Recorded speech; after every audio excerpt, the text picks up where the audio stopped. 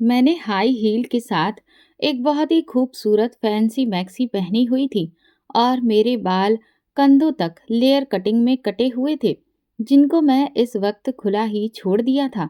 और मेरी मोटी मोटी हिरनी जैसी आंखें मेकअप से और भी ज्यादा हसीन लग रही थी।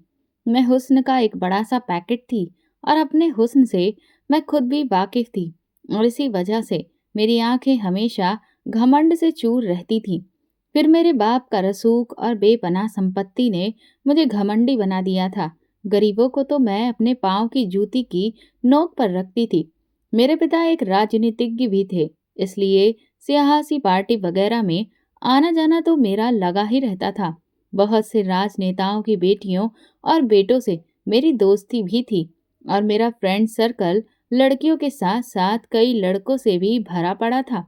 मैं अक्सर किसी भी बड़े बिजनेसमैन या फिर राजनेता के बेटे के साथ महंगी और हैवी बाइक पर भी बैठकर आधी आधी रात को समंदर पर सैटरडे नाइट मनाती थी, जहां शराब का भी दौर चला था। मुझे शराब पीने की भी आदत थी। आज भी रात के 3 बजे नशे से चूर डगमगाए कदमों से मैं अपने घर पहुंची थी, बल्कि मेरे एक नौजवान लड़के दोस्त ने ही मुझे घर के बाहर उतारा था। मैंने अपने घर की डोर बेल बजाई तो चौकीदार ने दरवाज़ा खोला। मैं डगमगाए कदमों से अंदर दाखिल हुई, और अभी तक मैं वो गाना गुनगुना रही थी जो उस क्लब में जोरों शोरों से चल रहा था और जिस पर मैं अपने बॉयफ्रेंड के साथ डांस करती हुई आई थी। मेरे पिता ने कभी भी मुझ पर रोक टोक नहीं लगाई थी। जैसे ही मैं लॉन्च का दरवाज़ा खोला और अंदर दाखिल होने लगी, तो एकदम से मैं गिरने लगी थी कि तभी वहां मौजूद एक नौकर ने अचानक से मुझे हाथ देकर सहारा दिया। मैंने उस वक्त अपनी नशे से धुत आंखें बमुश्किल से खोली थीं। सामने उस 20 साल के नौजवान नौकर को देखकर मैं एकदम से पीछे हटी। मैंने बड़ा बुरा सा मुंह बनाते हुए कहा, यू ब्लडी इडियट, तुम्हारी हिम्मत कैसे हुई मुझे हाथ लगाने की? वो कहने लगा, मेम साहब, अगर मैं ऐसा नहीं करता तो आप गिर जाती। मैंने एक जोरदार थप्पड़ उसके मुंह पर दे मारा। मैंने कहा, जानते हो कितने गंदे और गलीज हो तुम? मेरे घर के नौकर हो, मेरे पाँव की जूती के बराबर भी तुम्हारी औकात नहीं है। ओफो, अब मुझे फिर से बात लेना पड़ेगा। मैं जली भुनी हुई अपने कमरे तक पहुंची थी। रात के 3 बजे अपने वॉशरूम का सावर खोलकर मैं नहाने लगी। मैंने अपनी उस बाजू को रगड़ रगड़ कर धोया था जिससे मुझे उस नौकर ने छुआ था। मुझे बचाने की कोशिश की थी ताकि मैं गिर न जाऊं। मुझे इन गरीब कीड़े मकोड़े से शुरू से ही बहुत नफरत थी। मैं निकिता शाह, खूबसूरती में अपनी मिसाल रखने वाली एक नौकर के छूने पर बिना नहाए तो नहीं सो सकती थी। बहरहाल मैं सोच चुकी थी कि सुबह होते ही उस नौकर को नौकरी से निकाल दूंगी। उसकी हिम्मत कैसे हुई मुझे सहारा देने की? मैंने कभी भी गरीब लोगों के पास 2 मिनट भी बैठने की कोशिश नहीं की थी। मुझे उनसे घिन आती थी। कुछ पलों के लिए अगर मैं कभी किसी भिखारी को देख भी लेती तो मेरा जी मितलाने लगता था। उनके फटे पुराने मिट्टी से अटे हुए कपड़े, गंदे बाल, काला रंग देखकर तो मैं फौरन से ही अपना रास्ता ही बदल लेती थी। अगले दिन मेरी आंख दोपहर को 12 बजे खुली। मैं अपनी नाइटी में आकर डाइनिंग टेबल पर बैठ गई, जहां मेरे डैड और मॉम पहले से ही मौजूद थे। आज तक उन्होंने मेरे इस तरह के खुले हुए लिबास पर कभी भी ऐतराज नहीं किया था, इसीलिए मैंने भी कभी खुद को समेटने की और ढकने के बारे में नहीं सोचा था। मेरी मॉम ने कहा कि रात को एक पॉलिटिकल पार्टी में जाना है, वहां बहुत बड़े बड़े राजनेता आने वाले हैं, इलेक्शन करीब है, इसीलिए तुम अपनी आवारागर्दियां थोड़ा कम कर दो। मैं जो ब्लैक कॉफी का घूंट भरते हुए अपनी मॉम की बातें सुन रही थी, उनकी इस बात पर मैंने बड़ी ही तीखी नजर से उनको देखा था। मैंने कहा, what do you mean mom? मैं आखिर क्या आवारागर्दियां करती हूँ? मेरे डैड कहने लगे, ओ कम ऑन निकिता, तुम्हारी माँ अगर तुम्हें कोई बात समझा रही है तो फिर उस बात की नज़ाकत को समझने की कोशिश किया करो। देखो, बहुत जल्दी ही इलेक्शन होने वाले हैं, और इसीलिए मैं नहीं चाहता कि तुम्हारी वजह से कोई भी घोटाला या फिर गरम न्यूज़ मीडिया के हाथ लगे। रात के 3-3 बजे की पार्टियां करना बंद कर दो जब तक कि ये इलेक्शन खत्म ना हो जाए। अपने डैड की बात सुनकर मैंने अपने चेहरे के हाव भाव बिगाड़े थे। ओके डैड, मेरे डैड कहने लगे कि हो सके तो अपनी मॉम के साथ शहर का एक अंदरूनी चक्कर भी लगा लेना, गरीबों के साथ चार हमदर्दी के बोल भी बोल लेना। ये सुनकर मैंने बहुत ही बुरा सा मुंह बनाया था। यक! नो नो डैड, ये मुझसे कभी भी नहीं हो सकता। मैं उन गंदे, सड़े लोगों के साथ एक मिनट भी नहीं गुजार सकती। भगवान के लिए मुझे तो आप इन सब चीज़ों से दूर ही रखें तो बेहतर है। उन झुग्गी झोपड़ियों में रहने वाले लोगों के बारे में सोच कर ही मुझे तो झुरझुरी सी आ जाती है। मेरे डैड मेरी मॉम से कहने लगे, समझाओ इस लड़की को, ये एक राजनेता की बेटी है। ये अगर ऐसे ही गरीबों से घिन करती रहेगी तो फिर मिल चुके हमें वोट। ये कहकर वो गुस्से से टेबल से उठकर चले गए। मेरी माँ मुझे 1 घंटे तक लेक्चर सुनाती रही, लेकिन मैंने एक कान से सुना और दूसरे कान से निकाल दिया। मैं कभी भी कंप्रोमाइज करने की आदी थी ही नहीं और आज तक मैंने ऐसा कभी नहीं किया था। निकिता शाह ने तो आज तक जिस चीज की ख्वाहिश की थी वो उसे मिल रही थी और अब मेरी सारी दिलचस्पी रात की पार्टी में थी। मैं खूबसूरत सी ब्लैक कलर की साड़ी निकाली और रात के लिए तैयार भी हो गई और फिर उस पार्टी में मेरी मुलाकात करण आहूजा से हुई, जो कि एक राजनेता का बेटा था। वो काफी गुड लुकिंग था और फिर हमारे ही जैसे एक नामी खानदान से बिलोंग करता था। वो मेरी खूबसूरती से काफी प्रभावित भी लग रहा था और इसीलिए वो मेरी बहुत तारीफें भी कर रहा था। वो पूरी पार्टी मेरी करण आहूजा के साथ ही गुजरी थी। हमने एक दूसरे के फोन नंबर भी एक्सचेंज कर लिए थे। अब ज्यादातर मैं करण के साथ ही नजर आती थी। 6 महीने में हम दोनों का ये हाल हो गया था कि अगर हम एक दूसरे को ना मिलें तो जैसे शायद मर ही जाएंगे। हमारी मंजूरी पर ही हमारे पिता ने हमारा रिश्ता पक्का कर दिया। जल्दी ही मैं करण की दुल्हन बन गई। करण तो जैसे मेरा दीवाना था। वो मुझसे बेइंतहा मोहब्बत करता था। शादी के तुरंत बाद ही वो मुझे वर्ल्ड टूर पर ले गया। हनीमून टूर पर उसने मुझ पर अपना पैसा पानी की तरह बहाया था। हालांकि वो पैसा कौन सा उसके बाप ने या मेरे बाप ने अपनी मेहनत से कमाया था।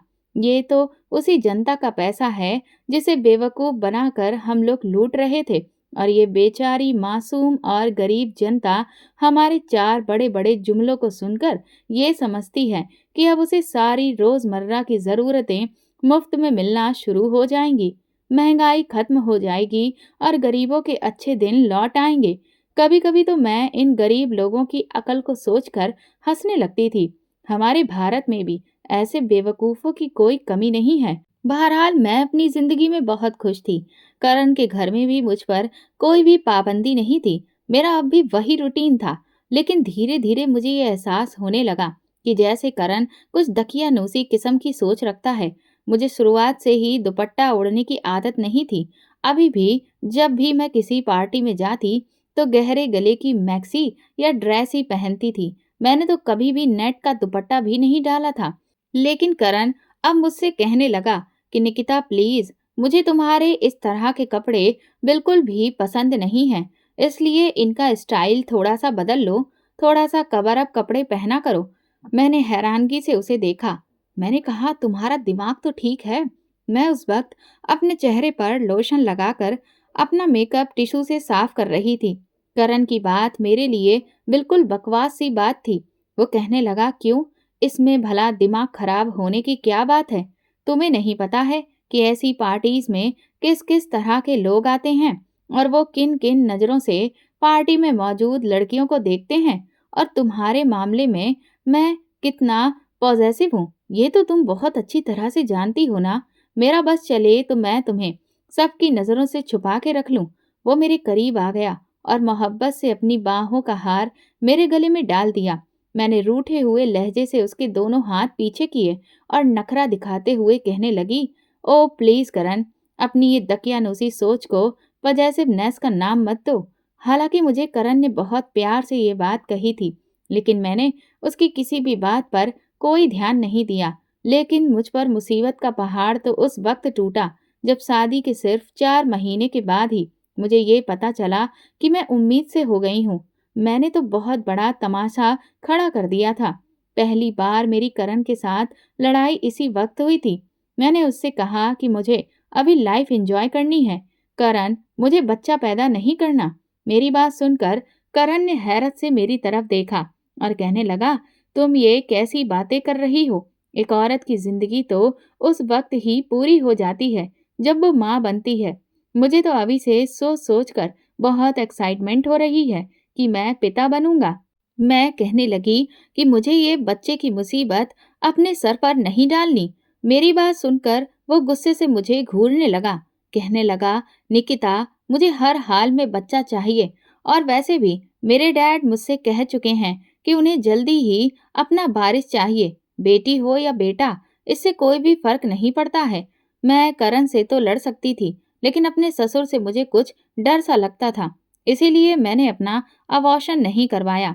मुझे बस उन 9 महीनों में यही एक टेंशन रहती थी कि कहीं बच्चा पैदा करने के बाद मेरा फिगर खराब ना हो जाए। मैंने एक बेटे को जन्म दिया था, लेकिन बस मैंने उसे जन्म ही दिया था। पैदा होते ही मैंने उसके लिए एक आया रख ली थी। फिर तो 24 घंटे मेरा बेटा बस उस आया के रहमो करम पर ही पल रहा था। हमारे यहाँ अपर क्लास में बच्चे माएँ कम और आया ज्यादा पालती हैं। मैं तो कई कई दिनों तक अपने बच्चे की शक्ल तक नहीं देखती थी। सबसे पहले तो मैंने जिम ज्वाइन किया था ताकि मेरा फिगर खराब ना हो जाए। हालांकि करण बहुत खुश था। एक बार मेरे ससुर करण से कहने लगे कि आजकल सियासी हालात कुछ ठीक नहीं हैं, और इसीलिए मैं चाहता हूँ कि तुम विदेश चले जाओ। कुछ समय तक वहां पर रहो, चाहो तो अपनी फैमिली को भी अपने साथ में ले जाओ। उसी रात हमें एक राजनीतिक पार्टी की दावत भी मिली थी। मैं करण के साथ उस पार्टी में चली गई। पार्टी में जाने से पहले तक तो मुझे करण के साथ विदेश जाने पर कोई भी ऐतराज नहीं था, लेकिन पार्टी में जाकर पहली बार मुझे ये लगा कि पहली नजर की मोहब्बत क्या होती है। वो शख्स तो जैसे कोई जादूगर था। अपनी आंखों से उसने मुझ पर ऐसा जादू फूंका था कि मैं किसी कटी पतंग की तरह उसके पीछे पीछे चलने लगी थी। उसकी क्या शान शौकत थी, क्या रुतबा था, और क्या रौबदार अंदाज था। वो कितना अट्रैक्टिव शख्सियत का मालिक था। ये कमेंट शायद ऐसे लोगों के लिए ही बने होते हैं कि ये शख्स तो महफिल की जान है। वो इंसान तो महफिल की जान ही मालूम पड़ता था। जब वो हंसता था तो उसके गाल पर डिंपल पड़ता था। हाय, उसके गाल का डिंपल मेरी जान ही निकाल कर ले गया था। पहली बार ऐसा हुआ था कि मैं किसी मर्द को देखा और फिर मैं अपनी आंखें झपकाना ही भूल गई थी। वो एक राजनेता था, लेकिन मैं हैरान थी कि आज तक मैंने कभी उसे क्यों नहीं देखा। अगर करण से पहले मैं उसे देख लेती तो यकीनन आज मैं उसकी पत्नी होती। ब्लैक कलर के पैंट कोट में वो बिल्कुल कयामत लग रहा था। हालांकि उसकी उम्र 35 से 40 साल के लगभग थी और मैं 25 साल की थी, और करण की उम्र 28 साल थी। लेकिन जो शख्सियत सिद्धार्थ ओबरॉय नाम के उस शख्स की थी, उसके सामने मुझे करण अब बिल्कुल बेकार सा लगने लगा था। करण ने ही मेरी उससे मुलाकात करवाई थी। कहने लगा, अरे, इन्हें कौन नहीं जानता, शाह की राजकुमारी हैं ये। ये सुनकर तो मेरा दिल खुशी से झूम उठा था कि वो मुझे पहले से ही जानता है। फिर मैंने उसे बात को आगे बढ़ाया, और तब तक करण के किसी दोस्त ने उसको पुकार लिया तो करण अपने दोस्त के पास चला गया। उस वक्त मैं एक सुर्ख लाल रंग की नेट की साड़ी पहन रखी थी, जिसमें मैं बेहद ही हसीन लग रही थी। मैंने सिद्धार्थ ओबरॉय से कहा कि आप मुझे पहले से कैसे जानते हैं? मैंने तो आपको पहले कभी नहीं देखा। उसने मुस्कुराकर मेरे थोड़ा सा करीब आकर कहा, आपके हुस्न के दीवाने हैं हम। मेरी बड़ी ही ख्वाहिश थी कि मेरी आपसे मुलाकात होती। ये कहकर तो जैसे उसने मेरे सीने से मेरा दिल ही खींच लिया था। क्या वाकई में वो भी मेरा दीवाना था, मेरी मोहब्बत में डूबा हुआ था? फिर उसने एक ठंडी आह भरी, कहने लगा, किस्मत का धनी निकला आपका पति, जो वो आपकी संगत में रहता है। हम तो आपको देखकर बस ठंडी आहें ही भर सकते हैं। उसकी ये बात सुनकर मैं खिलखिलाकर हंस पड़ी थी। मुझे तो ऐसा लगा था जैसे कि इस पूरी महफिल में एक जल तरंग सी बिखर गई हो। ऐसा लगा जैसे चारों तरफ शहनाइयां सी बजने लगी थी। मेरे दिल की दुनिया तो जैसे उसके एक एक शब्दों से चमकती चली जा रही थी। उसने अपनी जेब से कार्ड निकाला और मेरी तरफ बढ़ा दिया, और फिर बड़े ही खुफिया तरीके से मेरे कान के बिल्कुल करीब आकर धीरे से कहने लगा, कभी वक्त मिले तो रात के वक्त मुझे अपनी मीठी मीठी आवाज से जरूर सराबोर कर दीजिएगा। आपका बहुत बड़ा एहसान होगा। मेरा दिल तो यूं था जैसे कि पहली बार धड़का हो। मैंने वो कार्ड अपने पर्स में रख लिया। रात भर करण की मौजूदगी में मैं सिद्धार्थ ओबरॉय से बात नहीं कर सकती थी, लेकिन मेरा दिल था कि जैसे मेरे बस से बाहर हो चुका था। उस शख्स की ताकतवर शख्सियत की मैं बुरी तरह से दीवानी हो गई थी। अगले ही दिन करण मुझसे कहने लगा कि तुम अपनी सारी पैकिंग कर लो, हम लोग कुछ दिनों में ही लंदन के लिए निकल जाएंगे। ये सुनकर तो मैं बहुत परेशान हो गई थी।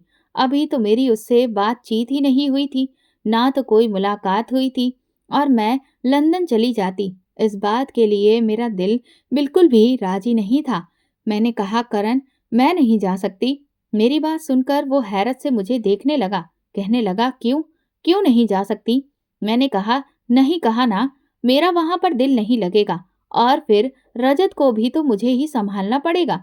वहां न जाने कैसी आया मिलेगी, वो मेरे बच्चे को संभाल भी पाएगी या नहीं। यहाँ की आया से मुझे पूरी तसल्ली है। अब मैं बहाने तलाशने में लगी थी। वो मेरे पास आ गया, मेरे कंधे पर अपने दोनों बाजू रखकर मुझे अपने करीब करके कहने लगा, मेरा दिल नहीं लगेगा तुम्हारे बगैर। डैड कह रहे हैं कि पूरे 6 महीने तक मुझे लंदन में ही रहना है। मैं वहां पर कैसे तुम्हारे बगैर रह सकता हूँ? वो उदास लग रहा था। मैं नजरें चुराते हुए कहने लगी, 6 महीने तो तुम्हें पता भी नहीं चलेगा कि कैसे गुजरे हैं। लेकिन मैं नहीं जा सकती। मेरी यहाँ पर बहुत सारी सहेलियां भी बन गई हैं। मैं वहां जाऊंगी तो फिर नए सिरे से मुझे सबसे दोस्ती करनी पड़ेगी।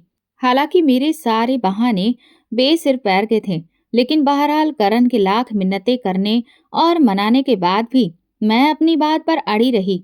करण जा चुका था और अब मुझे खुली आज़ादी मिल गई थी। मैंने जल्दी से उसी रात अपने पर्स से कार्ड निकाला जिस रात करण गया था। उसी रात तकरीबन 3 बजे तक सिद्धार्थ ओबराय से मैं बातें करती रही। जिस तरह की उसकी शख्सियत थी, उसकी बातें भी बिल्कुल वैसी ही थी। उसकी सुर्ख सोखियों में डूबी हुई मोहब्बत भरी बातें सुनकर मुझे ऐसा लगता था कि जैसे कि उसका जादू मेरे सर पर बुरी तरह से सवार होने लगा था। मैं तो पागल सी होने लगी थी। उसकी बातों में मैं खोने लगी थी। फिर तो मेरा ये हाल था कि मैं पूरी पूरी रात उस इंसान से बातें करती रहती। अभी सिर्फ हमें बात करते हुए 15 दिन भी नहीं गुजरे थे कि उसने मुझे होटल के कमरे में आने के लिए कहा। कहने लगा, तुम्हारे बगैर अब मुझसे रहा नहीं जाता। मेरा खुद का हाल भी बिल्कुल यही था।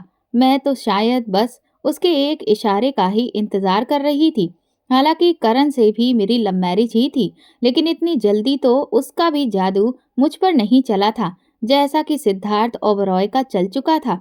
मैं होटल के उस कमरे में जब पहुंची तो वो पहले से मेरा इंतजार कर रहा था। वो रात मेरी यादगार रातों में से एक बन गई थी और अब मेरी उससे मुलाकातें बढ़ने लगीं। लेकिन वो मुझसे बड़े ही राजदार तरीके से मिलता था।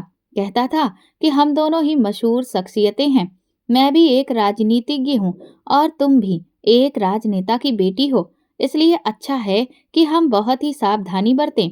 लेकिन मैं अपने दिल का क्या करती, जो सिद्धार्थ की बाहों में समाने के लिए दिन रात तड़पती रहती थी।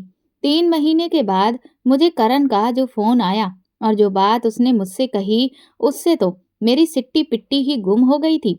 वैसे तो वो हर दूसरे तीसरे दिन ही मुझसे बात किया करता था, लेकिन मैं बस वही घिसी पिटी बातें करके फोन बंद कर देती थी, क्योंकि असल में तो मुझे सिद्धार्थ की कॉल का इंतजार रहता था। मुझे उससे बातें करनी होती थी, लेकिन करण के फोन में तो मेरी जान ही निकाल ली थी। वो कहने लगा, निकिता, मेरा जी चाहता है कि मैं अपने दोस्तों का गला दबा दूं। आज मैंने अपने एक दोस्त को बहुत मारा, इतना मारा कि मार मार के साले का खून निकाल दिया। ऐसी गाली वो तब देता था जब वो हद से ज्यादा गुस्से में होता था। मैंने कहा, आखिर ऐसा क्या हुआ था?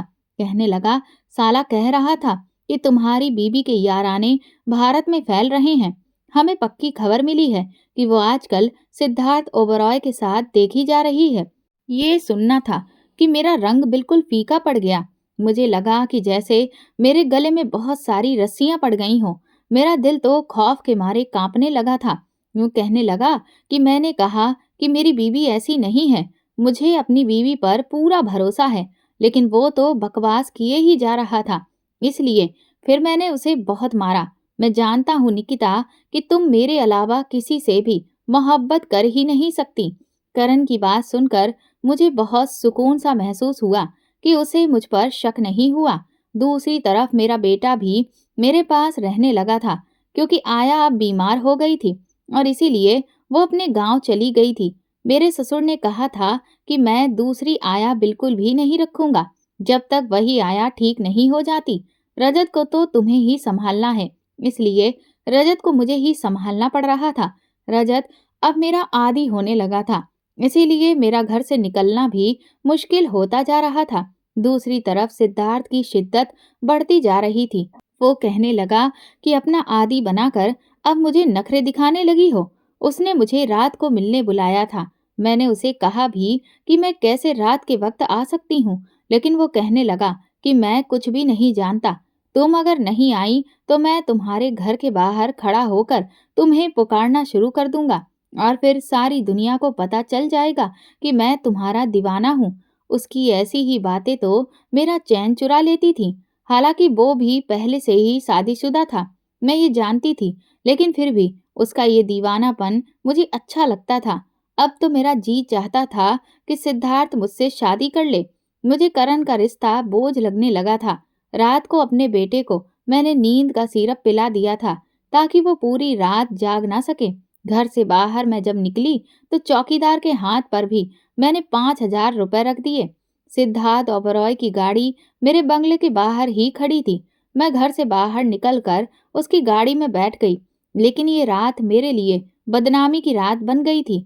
उसी रात एक रिपोर्टर ने हमें देख लिया।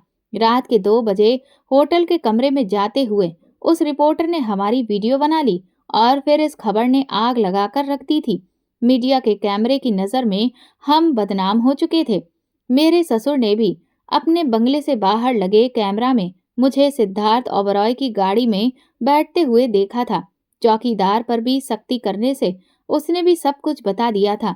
मेरी पोल खुल गई थी, लेकिन अंदर ही अंदर मैं खुश हो रही थी कि अब सिद्धार्थ मुझे अपना लेगा। कुछ ही दिनों में करण भी भारत वापस आ गया था। मैं नजरें झुकाए किसी मुजरिम की तरह खड़ी थी। वो कहने लगा, निकिता, मैंने तुमसे मोहब्बत की थी, तुम भी मुझे चाहती थी, फिर ये बीच में सिद्धार्थ ओबरॉय कहाँ से आ गया? इसका मतलब मेरे दोस्त ठीक कह रहे थे और मैं था कि मुझे तुम पर भरोसा था। मेरे ससुर मुझे नफरत भरी निगाहों से देख रहे थे, लेकिन करण को अभी भी इस बात पर यकीन नहीं हो रहा था। मैंने बड़े ही लापरवाह लहजे में इस बात का जवाब करण को दिया था। मैंने कहा, मैं सिद्धार्थ ओबरॉय से प्यार करती हूँ। ये कहना था कि करण मुझे कहने लगा कि नहीं, ऐसा नहीं हो सकता, तुम मुझे इतना बड़ा धोखा नहीं दे सकती। निकिता, मैंने तुमसे प्यार किया है, ठीक है, मैं तुम्हें ये तुम्हारी गलती ही समझ के माफ कर देता हूँ, लेकिन तुम मुझे छोड़कर नहीं जा सकती। मेरा बच्चा भी उस वक्त मेरी सास की गोद में रो रहा था, लेकिन मुझे किसी की कोई भी परवाह नहीं थी। दिल ही दिल में मैंने शुक्र किया कि अच्छी बात है, अब सिद्धार्थ को मुझे अपनाना ही पड़ेगा और अब मैं चुप चुप कर उससे मुलाकातें नहीं करूंगी, उसकी पत्नी बन जाऊंगी। करण से भी मेरी जान छूट जाएगी। लेकिन करण का जवाब सुनकर मैं हैरान रह गई। मुझे तो लगा था कि ये सब कुछ सुनकर वो मुझे तलाक दे देगा, लेकिन वो तो मुझे एक दूसरा मौका दे रहा था। मैंने कहा, नहीं, मैं सिद्धार्थ के बगैर नहीं रह सकती।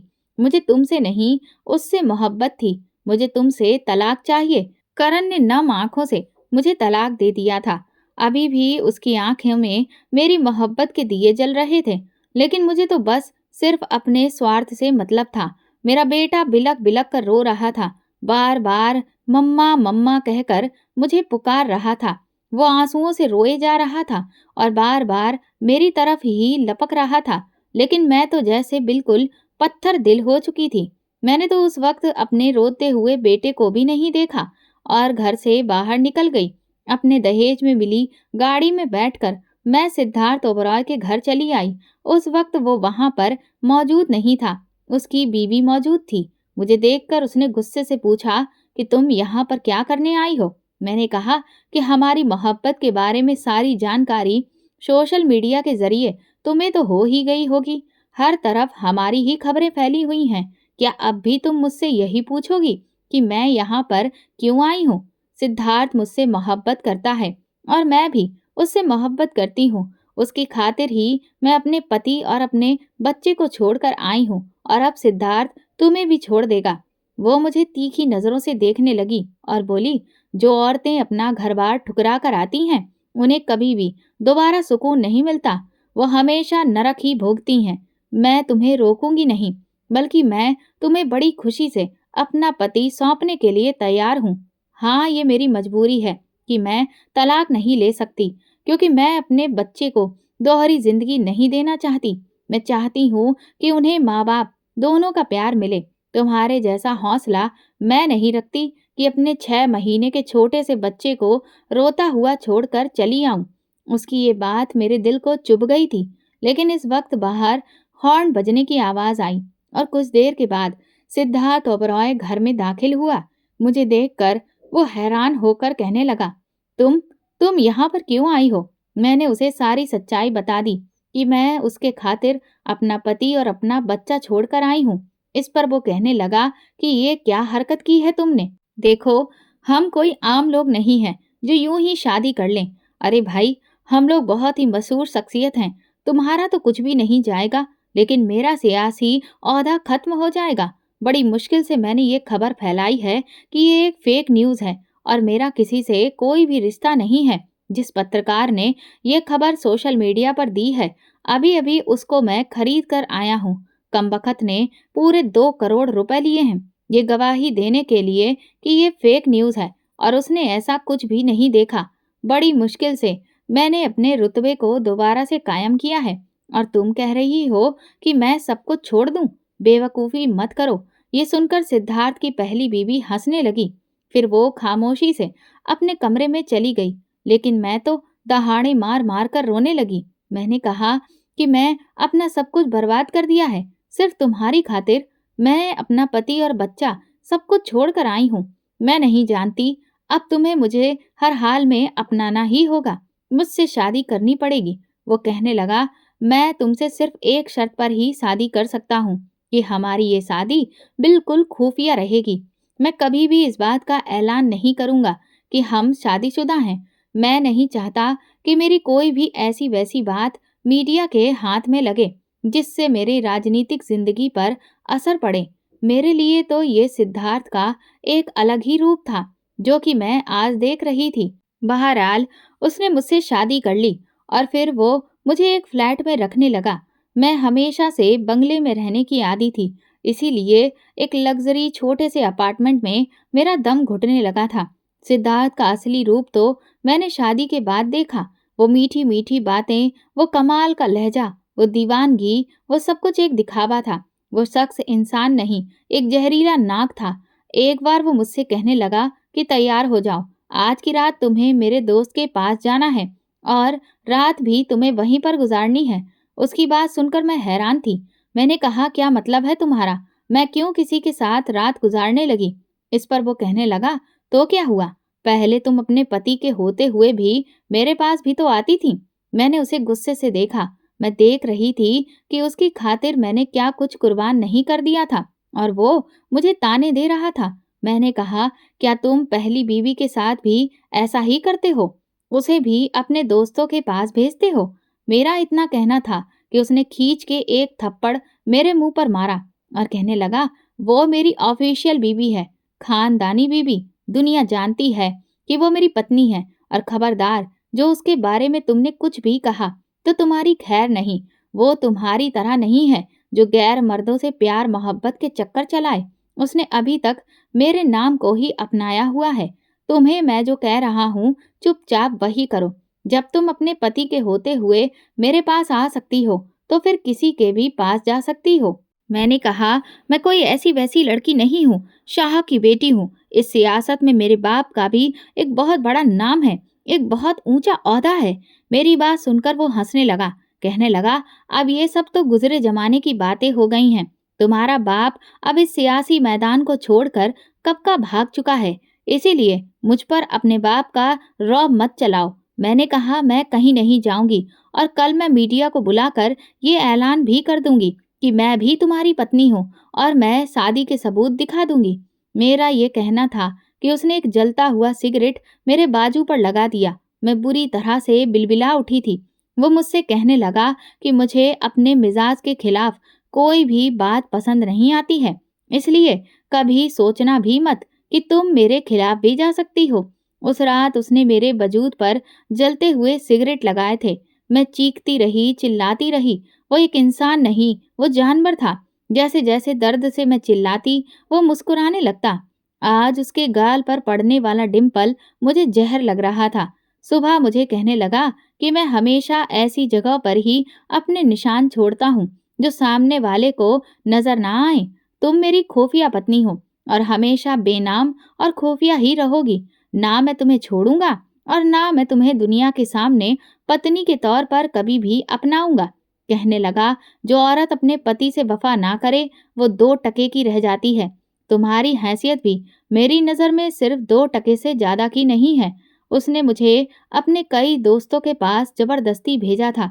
मैं अब एक जिल्लत भरी जिंदगी गुजार रही हूँ और शायद इसमें मेरा ही कसूर है, क्योंकि मैं स्वर्ग को छोड़कर नरक का रास्ता पकड़ लिया था, जो कि खूबसूरती से सजाकर इंसान के सामने शैतान पेश करता है, और इंसान शैतान के झांसे में आकर नरक के गड्ढे में ऐसा गिरता है कि फिर वापस पलट कर नहीं देख सकता। आज भी मैं सिद्धार्थ की खुफिया बीबी हूँ, लेकिन लोग मुझे उसकी रखैल के नाम से जानते हैं। औरत के लिए शायद इससे बड़ी और कोई गाली हो ही नहीं सकती, लेकिन मेरी उन लड़कियों से गुजारिश है जो अपर क्लास में परवरिश पाती हैं और फिर बेहयाई को अपनाती हैं, रिश्तों का महत्व तक भूल जाती हैं।